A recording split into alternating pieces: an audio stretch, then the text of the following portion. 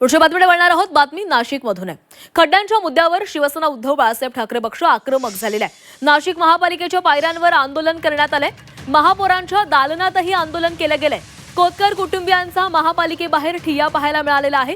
नाशिक शहरातील खड्ड्यांमुळे आज 5वा बळी गेलाय। निलेश कोतकर असे या कुटुंब प्रमुखाचं नाव असून त्यांचं कुटुंब आणि लहान मुलगी आज अनाथ झालेली आहे।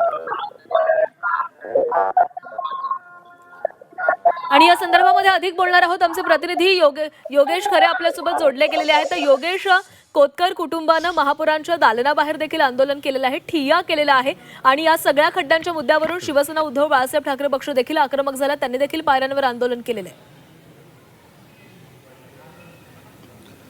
खरे आपण जर बघितलं तर संपूर्ण नाशिक शहर सध्या खड्डेमय झालंय आणि त्यामुळे अनेक जण कुटुंबातले जायबंदी झालेले आहेत, तर काही जणांचे बळी गेले आहेत। असंच आज जे काही बळी गेलेला कुटुंब आहे निलेश कोतकर यांचं, ते या ठिकाणी बसलेले आपण बघू शकतो की गेल्या 2 ते 3 तासापासून ठिय्या मांडून ते या ठिकाणी बसलेत आपल्या न्यायासाठी।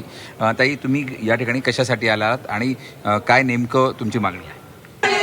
मी आज महापालिकेत याच्यासाठी आलोय की 2 दिवसापूर्वी त्या ज्या खड्ड्यांमुळे माझ्या नवऱ्याचा जीव गेला, ते खड्डे महापालिकेने लवकरात लवकर दुरुस्त करावे। जे काही रस्ते सगळं खराब झालेलं आहे ते सगळं दुरुस्त करावे, कारण की आमच्यावर जो प्रसंग ओढवलेला आहे तो नंतर कोणत्याही कुटुंबावर ओढवू नये आणि माझी आणि माझ्या मुलीची जी अवस्था झाली ती कोणाचीच होऊ नये अशी माझी अपेक्षा आहे। आणि माझा नवरा गेल्यामुळे माझ्या घराला आता हातभार लावणारं कोणीच नाहीये, तर माझी आणि माझ्या मुलीच्या भविष्याची काहीतरी तरतूद व्हावी, तिच्या शिक्षणाची तरतूद व्हावी, या मागणीसाठी आम्ही इथे आज आलो। तुम्हाला नाशिक महापालिकेचे आयुक्त, महापौर, उपमहापौर कोणी भेटलं आहे का? तुम्ही कोणाकडे तुमची भेट व्यक्त केली का? नाही, अजून कोणीच नाही भेटलेलं आहे। आम्ही त्यांचीच वाट बघतोय की ते आम्हाला केव्हा भेटतील आणि आम्ही आमचं म्हणणं त्यांच्या पुढे केव्हा मांडू, याच्यासाठी आम्ही इथे बसलो। त्यांच्या कुटुंबातले सदस्य सुद्धा या ठिकाणी आहेत। गेल्या 2-3 तासापासून हे सर्व कुटुंब या ठिकाणी ठिय्या मांडून आहेत।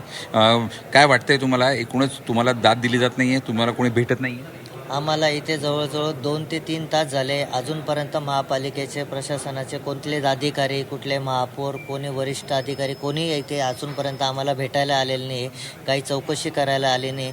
आम्हाला आता काय करावं आणि काय बोलावं हे सुचत नाही। आमची एकच विनंती आहे, आज जी नाशिकची परिस्थिती झालेली आहे, खड्डेमय नाशिक, तर हे फक्त लवकरात लवकर करावं, कारण की आज आमच्या घरातल्या कुटुंबातला माणूस करता धरता गेलेला आहे। आज त्यांचे उदरनिर्वाह कोण करेल हा सर्वात मोठा प्रश्न पडला आहे। आज त्यांची मुलगी जर तुम्ही बघितलं तर 5 वर्षाची मुलगी आहे, बायको आहे, ते स्वतः कमवायचे आणि घर जगवायचे, आज ते उघड्यावर पडलेले।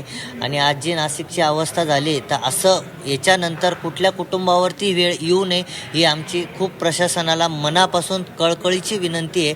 आज आमच्या कुटुंबावर जो घात झाला आहे तो लोकांवरती होऊ नये याची काळजी तुम्ही घ्यावी, हीच आमची इच्छा। आणि हे जे खड्डेमुक्त नाशिक आहे हे लवकरात लवकर त्यांनी काळजी घेऊन एकदा बघावं काय आहे आणि फेरफटका मारावं सर्व अधिकारी। पूर्ण शहरामध्ये MNGLचे खड्डे, कुंभमेळ्यातले कामांचे खड्डे पडलेले आहेत आणि त्यामुळे मोठा प्रश्न जो आहे तो नाशिकमध्ये निर्माण झाला आहे। आपण बघूया, आपण नगरसेवक सुद्धा या ठिकाणी या प्रभागातले आहेत, त्यांच्याकडून जाणून घेऊया। तुम्ही याबद्दलच्या तक्रारी केलेल्या होत्या, काय प्रशासनाने प्रतिसाद दिला नाही? तक्रारी केल्या आहेत, महापौरांकडे महासभा घ्यावी खड्ड्यांविषयीची अशी पण मागणी केली, पण अजून कुठल्या प्रकारची महासभेची मागणी आमची पूर्ण नाही झाली। आपण बघताय नाशिक शहरामध्ये हा 4था बळी आज खड्ड्यांमुळे गेला आणि या कुटुंबावर आज ही वेळ आलेली आहे। अजून किती बळी ह्या प्रशासनाला पाहिजे की त्यानंतर या प्रशासनाला जाग येणार आहे, ह्या जाब विचारण्यासाठी आज हे कुटुंब इथं उपस्थित राहिलं आणि या कुटुंबाला न्याय मिळावे हीच अपेक्षेने आज धिम्म प्रशासन आहे, कुठल्याही तक्रारी ऐकून घेत नाही आणि त्यामुळे आपण बघू शकतो सार्वजनिक बांधकाम विभागाचा हा ऑफिस आहे आणि या ऑफिसच्या समोरच आता हा ठिय्या जो आहे या लोकांनी मांडलेला आहे। येणाऱ्या काळामध्ये लवकरात लवकर नाशिक खड्डेमुक्त करावं अशीच मागणी आता या मयत कुटुंबियांसोबत नाशिककरांची आहे। खरं योगेश, गेल्या 3 तासांपासून हे कुटुंबीय महापौरांच्या दालनाबाहेर बसलेले आहेत, मात्र अद्याप त्यांना कोणीच भेटलं नाही। आशा करूयात की लवकरच त्या कुटुंबाची भेट घेतली जाणार आहे। धन्यवाद दिलेल्या माहितीसाठी।